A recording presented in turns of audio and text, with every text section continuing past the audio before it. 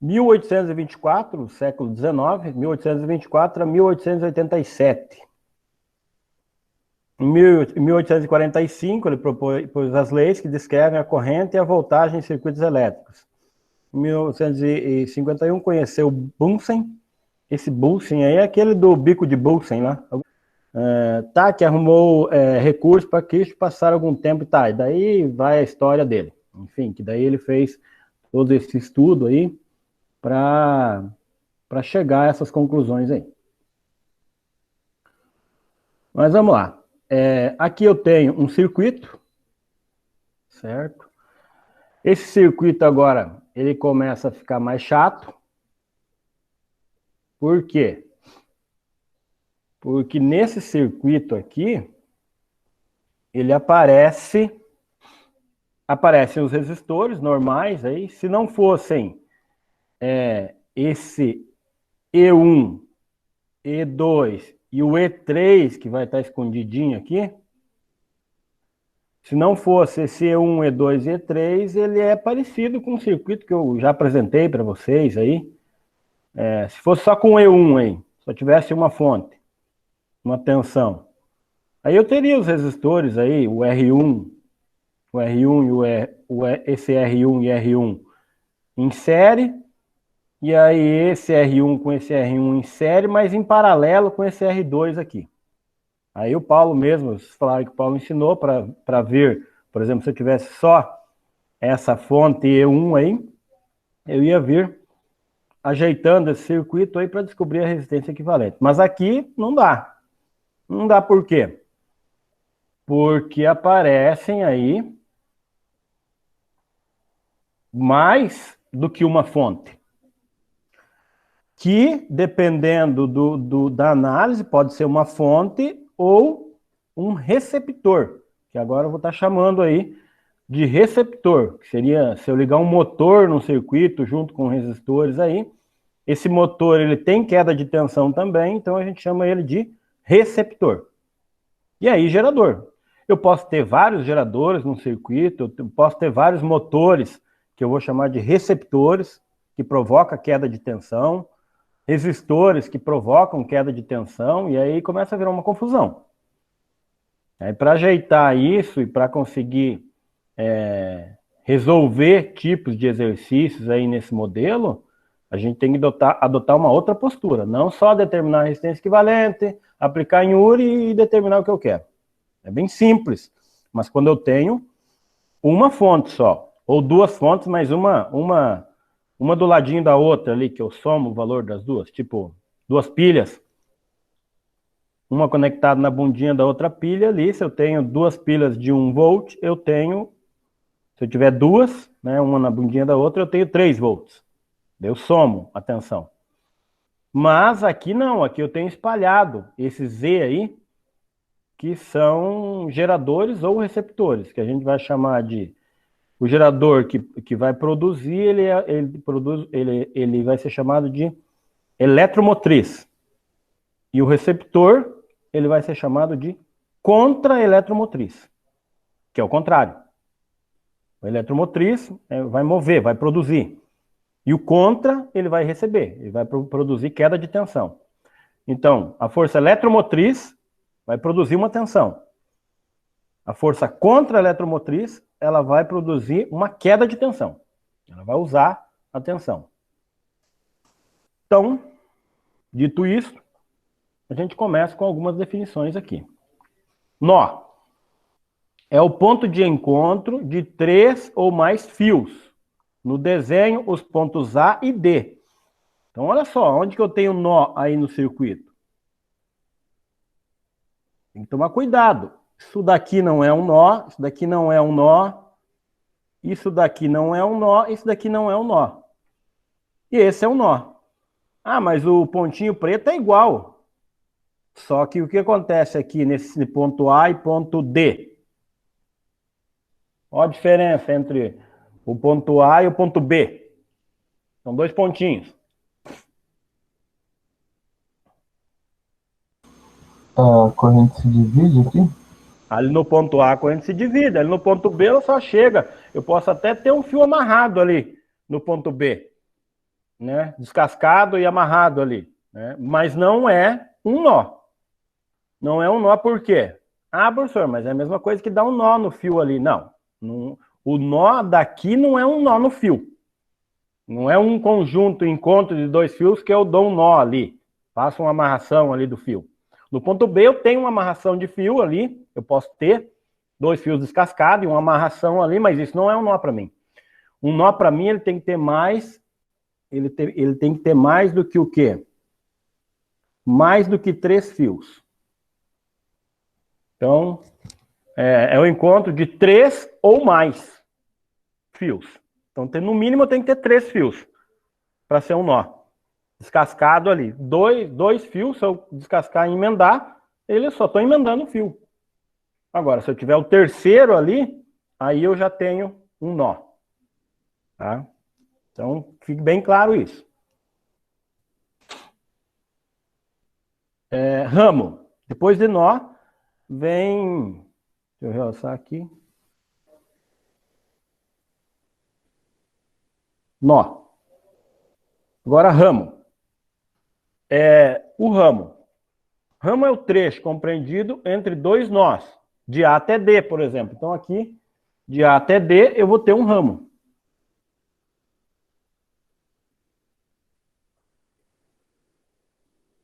Então, aqui eu tenho um ramo do circuito.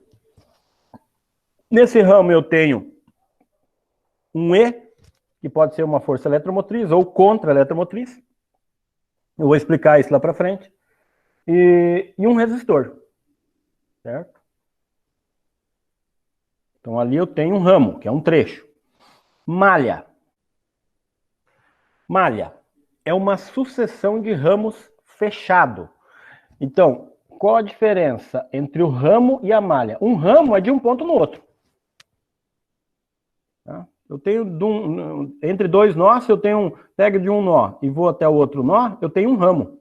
Então, do ponto A até o D, eu tenho um ramo. Tá aí, eu circulei. Se eu quisesse um outro ramo, eu poderia pegar... Eu poderia pegar do ponto A até o ponto D. Então, isso é um ramo. Eu não fechei. Então, um ramo é de um nó no outro, por um circuito, sem fechar. Agora, se eu fechar, aí eu já não chamo de ramo. Professor, mas tipo assim, se for de A a F também é um ramo? De A a F é um ramo também. Não, desculpa. Não, de A a F não é um ramo. Um ramo é entre dois nós. Ah, só entre os nós aqui. Exatamente. Tá aqui, ó. Ramo é o trecho compreendido entre dois nós. Então, se eu ir de A até F, eu não teria um ramo. Certo? Um ramo é de um nó até o outro nó. Tá, malha é uma sucessão de ramos fechado. Então, por exemplo, eu tenho uma malha 1 e uma malha 2 aí no circuito. Certo?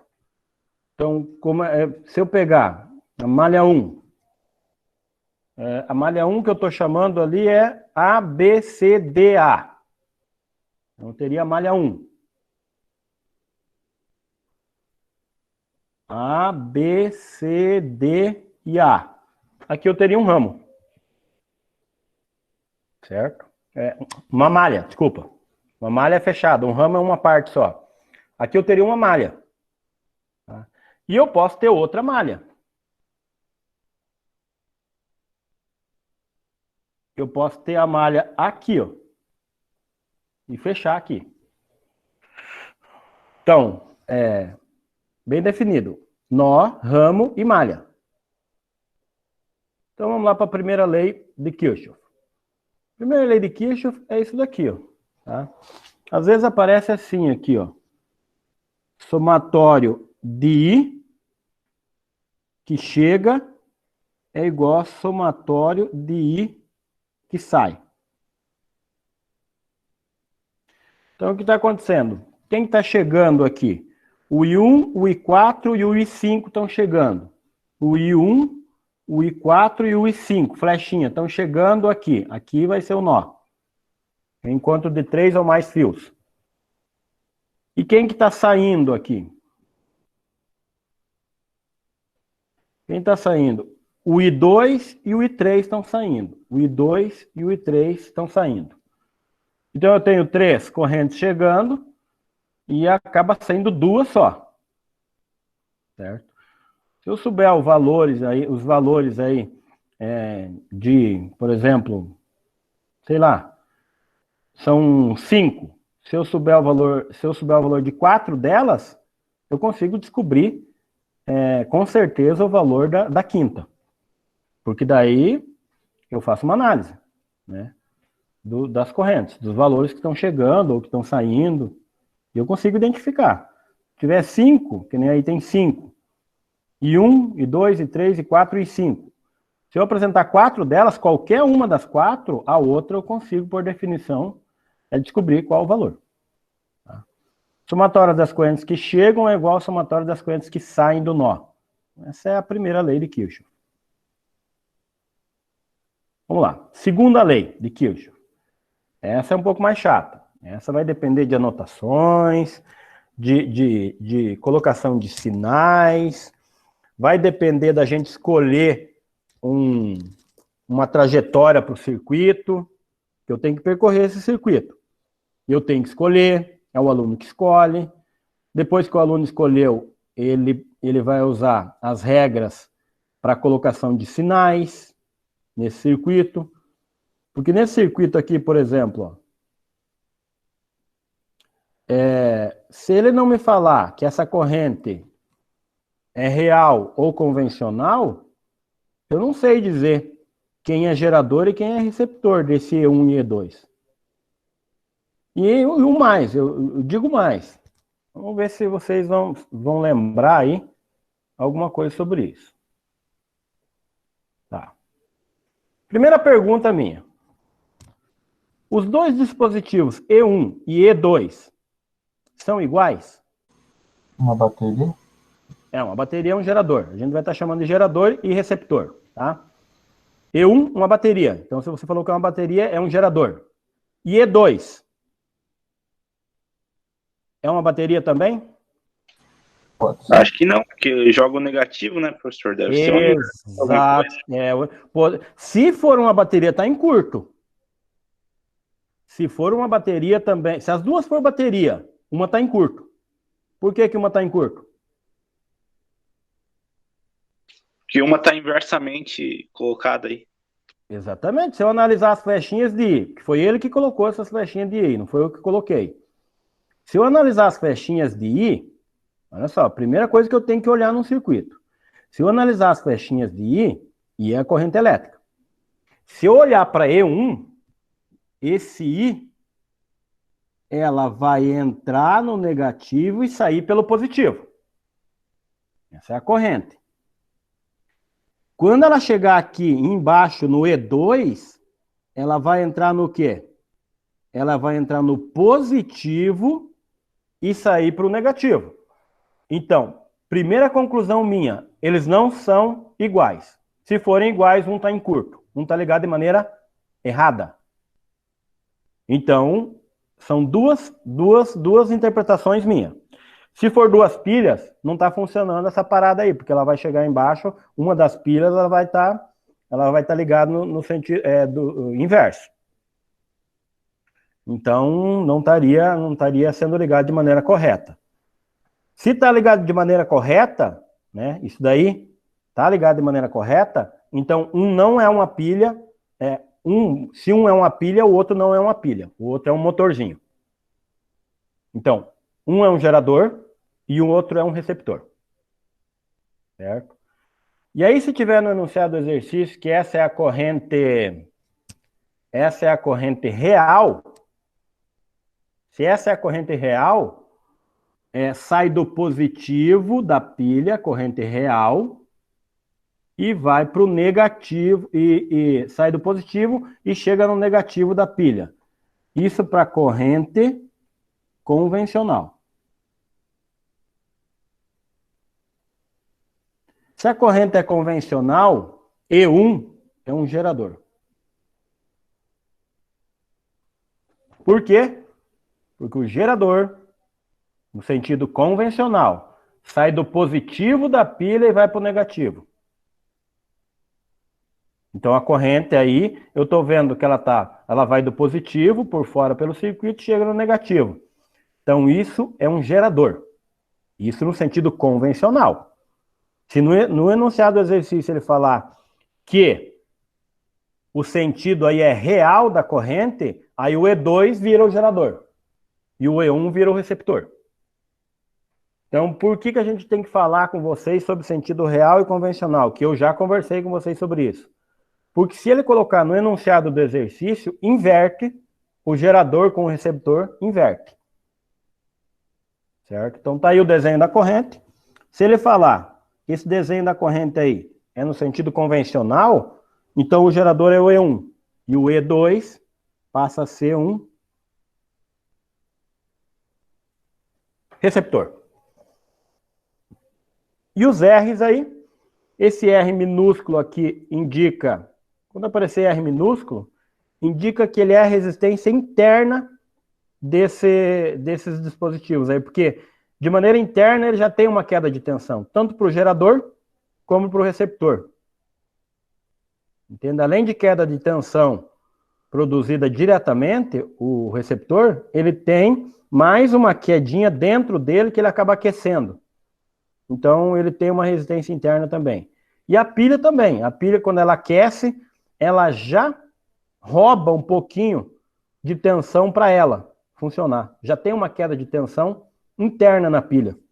Então, se eu pegar uma pilha e ela tem uma força eletromotriz de 1,8 volts, quando eu for medir nos terminais, cai para 1,5, porque já tem uma queda de tensão interna nessa pilha. Então, o poder dela, que eu chamo, é a força eletromotriz que ela produziria. Mas quando eu vou medir nos terminais da pilha, eu tenho uma tensão, que eu não chamo de força eletromotriz, eu chamo de tensão, uma tensão que sai da pilha de 1,5, e ela tem um poder, uma força eletromotriz de 1,8, por exemplo. Isso é comum, questionamentos também em vestibular e Enem. Então, ó, o que diz a segunda lei de Kirchhoff? A soma algébrica das forças eletromotrizes, que é força eletromotriz, ou contra-eletromotriz, é igual à soma das quedas de potencial, RI, na malha. O que significa dizer isso? Isso daqui, ó. Isso daqui, somatório de E, dos E's, esses E's, ali em cima, se eu adotar um positivo, o outro vai ter que ser negativo, é igual ao somatório de RI para cada resistor que está aí no circuito. No caso aí no circuito eu tenho 4 resistores,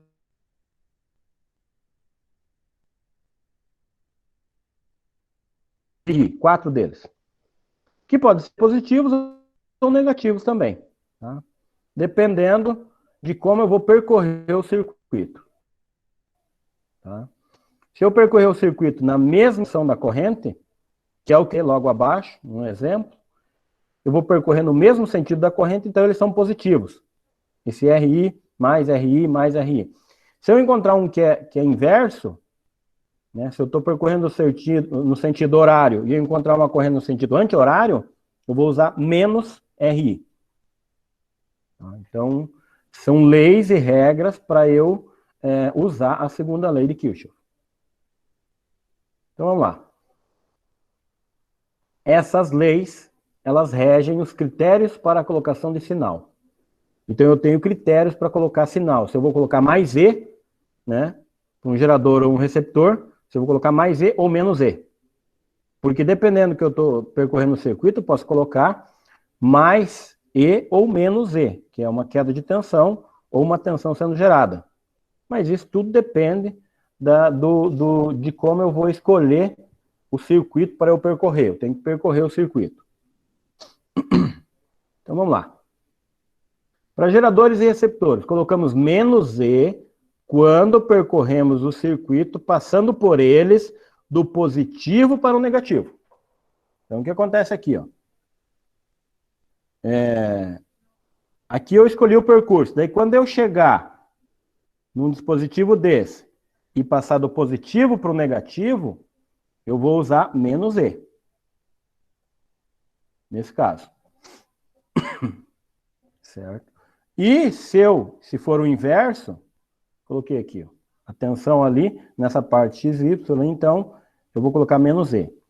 E o contrário, ó, colocamos mais E quando percorremos o circuito passando do gerador ou receptor, que é o E que vai estar lá, que eu não estava identificado ali em cima, do negativo para o positivo. Então, se eu escolher um percurso e chegar no negativo de um dispositivo desse, de um E, chegar no negativo e passar por ele e sair pelo positivo, eu vou usar mais E.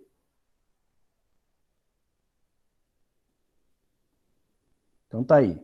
O XY igual mais E. E agora os resistores. Eu falei que eu tenho 4 resistores lá. Eu tenho 2 Rzinho minúsculo e 2 R maiúsculo lá em cima. E é aquilo que eu falei, ó, já tinha adiantado lá. Para resistores internos ou externos, esse interno é porque é aqueles Rzinho minúsculos lá dentro do gerador e do receptor tem uma resistência interna.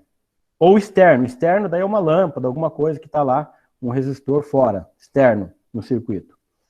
Colocamos mais RI quando percorremos o circuito no mesmo sentido da corrente elétrica. Então, se a gente vai escolher um sentido, a gente escolhe logo no mesmo sentido da corrente elétrica. Por exemplo, essas flechinhas que estão lá, naquele circuito.